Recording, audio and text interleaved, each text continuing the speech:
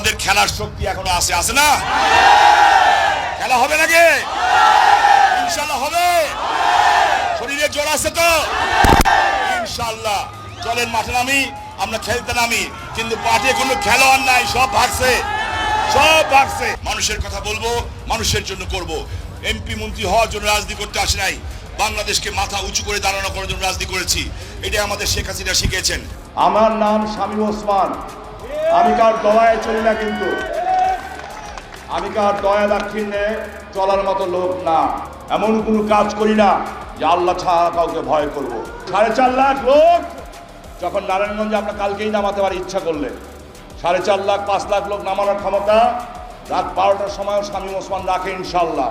বাঘে ধরলে বাঘে ছাড়ে, শেখ হাসিনা ধরলে কিন্তু ছাড়ে না, এটা মাথায় রাখবেন। 7 তারিখের পর থেকে আপনারা দিন গণনা শুরু করেন, জাতির পিতার কন্যার সব কিছু মেনে নেবেন। আমি তাকে যেইভাবে চিনি সব কিছু মেনে নেবেন। একটা জিনিস পারবেন না, যারা জনগণের পেটে লাথি দেয়, জনগণকে কষ্ট দেয়, তাদের প্রশ্নে সে যেই না হোক না কেন, আমি শামীম ওসমানে যদি হয়ে থাকি আমার বুকেও তিনি পাড়া দেবেন, এটা আমি বিশ্বাস রাখি এবং এই জন্যই তাকে ভালোবাসি। এবং এইবার যখন জাতির পিতার কন্যা শেখ হাসিনা আসবেন, 2টা জিনিস উনি ছাড় দিবেন না। এক, মানি লন্ডারিং, দুর্নীতিবাজ। মানি লন্ডারিং, দুর্নীতিবাজ। আমি আমার নেত্রীকে যদি চিনে থাকি গত 40, 45, 42 বছরে, এই জায়গায় কোনো ছাড় হবে না। ক্লিনজিং অপারেশন হবে। এমনকি আমি শামীম ওসমান যদি হয় আমার গলায় পাড়া দেওয়া হবে। আমি সবার কাছে হাত জোর করে ভিক্ষা চাচ্ছি আপনাদের কাছে, প্লিজ আসেন, দয়া করেন একটু নারায়ণগঞ্জকে মাদক, সন্ত্রাস, চাঁদাবাজি, ভূমিদস্যু এবং ইফটিচিং থেকে আমরা নারায়ণগঞ্জকে মুক্তি করি। কোনো ব্যবসায়ীদের কাছে আমি আল্লাহর কসম খেয়ে বলতে চাই, শামীম ওসমান আজ পর্যন্ত কোনো ব্যবসায়ীর কাছে কোনো লোক পাঠায় নাই, ভবিষ্যতেও পাঠাবে না। যদি কেউ আমার কিংবা আমার পরিবারের নাম ব্যবহার করে, কিংবা আমাদের নাম ব্যবহার করে, আমার দলের নাম ব্যবহার করে, আপনারা প্রশাসনকে জানাবেন। প্রশাসন যদি তাদের কাছে নতজানু হয়ে থাকে আমাকে জানাবে, আমি তাদের বিরুদ্ধে ব্যবস্থা করব। আমি ভাত খেয়ে ভালো আছি। এবারও আমি বলেছি যে আমাকে মনোনয়ন দিয়েন না, আমাকে অন্য কাজে লাগান। এখন ডিসিশন উনি নেবেন যে আমাকে দরকার আছে কিনা। আমি তো ওপেন বলেছি, দেখেছেন, সংসদের ভিতরে বলেছি নির্বাচন করবো না। এবার আমি জীবনে নমিনেশন পেপার কিনে নেই, আমার নমিনেশন পেপার দলই কিনে, বিকজ আমার দল ডিসিশন নেবে যে কার কি করা উচিত। আপনারা এখন কোন গাছ লাগাবেন এটা আপনি ঠিক করেন, ফল, ফুল না কাঁচা গাছ, যেটা লাগাবেন সেটার জন্য প্রস্তুত হবে, দায়িত্ব আপনার।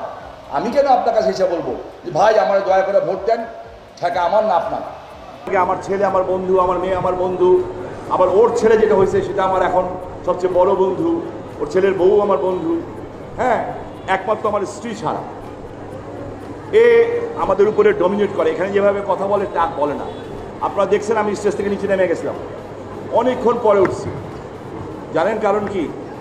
ওই ফ্যানের বাতাসটা তার গায়ে সরাসরি লাগছিল না। আমারে বলে, ওই বেটা পিছন দিকে চাইবা বস, ফ্যানের বাতাস আমার গায়ে লাগে না।